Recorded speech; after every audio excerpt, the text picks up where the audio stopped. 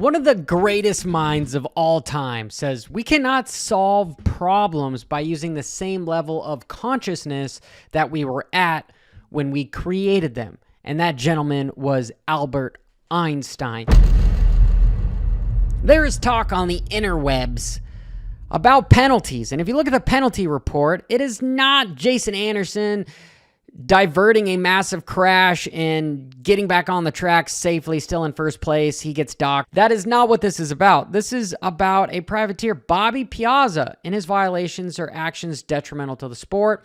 He receives a 1-race suspension and 6-month probation. Well, let's unpack this.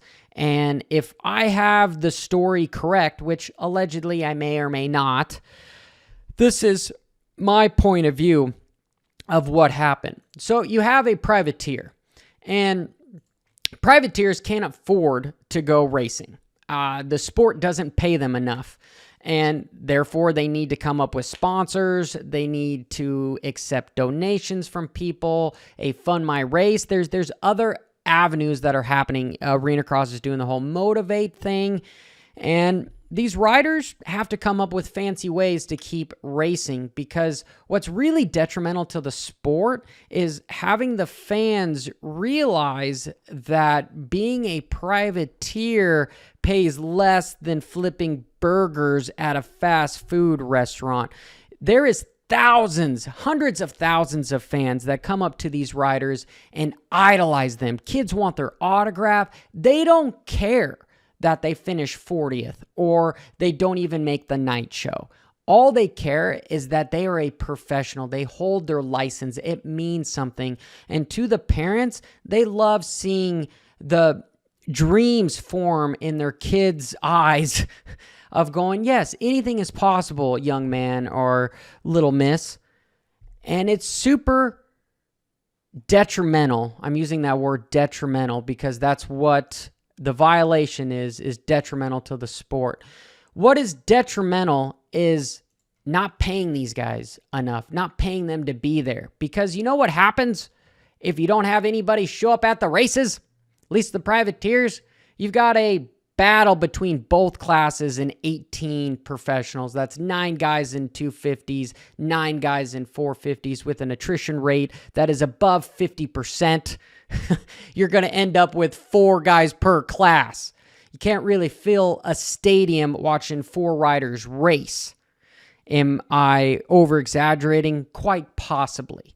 But my point is, Bobby Piazza is a privateer that should be treated like a professional. And he makes money by donations, by highlighting. There's a saying that in marketing, you need to be a purple cow, because everybody knows what a freaking cow looks like. You need to package it differently. Bobby is packaging the privateer differently by letting fans rev his motorcycle, by highlighting them, which is in a way is going to come back because more people are going to buy tickets hoping that Bobby is there so that they can rev his motorcycle just like their next door neighbor did at the last round. And therefore, that puts more money into the sport of Supercross and the people that promote it.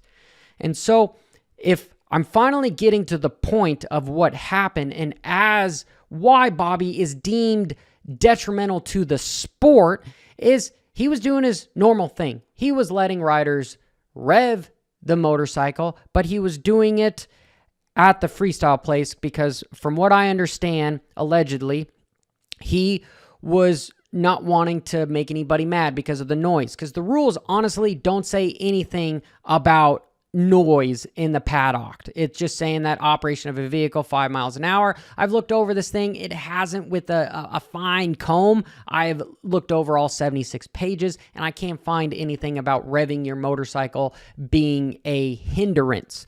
So back to the story. He's doing it by the freestyle.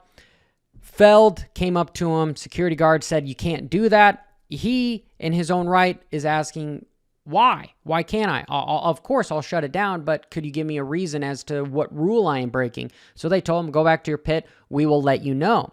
Well, there became an altercation between one of the security guards and Bobby and his pit because they were unable to tell him what rule he was actually breaking. And he filmed the majority of the incident. Some gnarly things were said back and forth, but this is really what is deemed detrimental to the sport, is highlighting that potentially, allegedly, a employee of Supercross was misconducting an interaction with a rider who is deemed a professional, and posting it on social media is the reason as to why he is deemed detrimental to the sport, which is incredibly sad. And if I look at the rules and we go a little bit deeper into what is deemed detrimental to the sport in A2 General Offenses and Penalty, page 55 of the book, all you have to do is just Google Supercross 2023 rules and you can come up with this. It's falsifying one's age, giving, offering, promising directly or indirectly any bribes. It's not bribes. Donations aren't bribes. Oh, this is an interesting one. Engaging in a rider boycott, public protest, or similar activity meant to stop or delay or inhibit the start of competition of any portion of Monster Energy Supercross.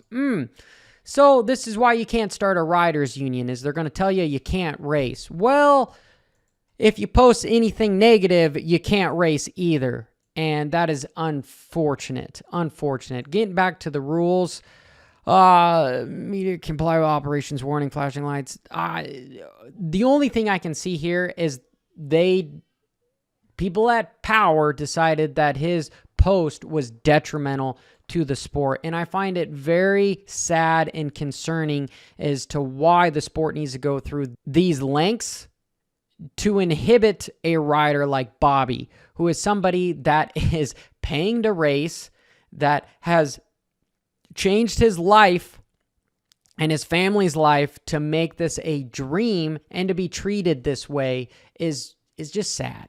It's just sad. Perhaps other things went down that I don't know about, but from an outside looking in with some of the information that I can comment on, this is how I see it. I would love for you guys to join the conversation down below. If you're for or against it, this is a civil conversation that we are starting.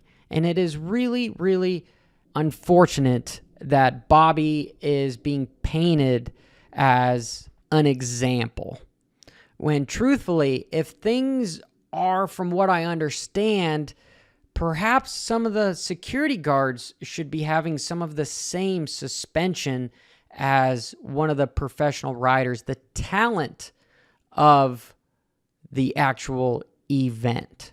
And if I'm to speculate, is one of the reasons why this is happening is because Supercross feels threatened by competitive series, maybe taking some market share, so they don't want to have any bad press floating around.